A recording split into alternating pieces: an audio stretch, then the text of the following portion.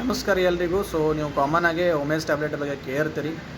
ಇವತ್ತು ನಾವು ಒಮೇಜ ಮತ್ತು ಒಮಿ ಟ್ಯಾಬ್ಲೆಟ್ ಬಗ್ಗೆ ತಿಳ್ಕೊಂಡು ಎರಡೂ ಸಿಮಿಲರ್ ಟ್ಯಾಬ್ಲೆಟ್ ಆಗ್ಯಾವ. ಎರಡೂ ಒಮಿಪ್ರೊಸಲ್ ಕಂಟೆಂಟ್ ಇರ್ತದೆ. ಎರಡೂ ಗ್ಯಾಸ್ಟ್ರೋ ರೆಸಿಸ್ಟೆಂಟ್ ಟ್ಯಾಬ್ಲೆಟ್ ಆಗ್ಯಾವ.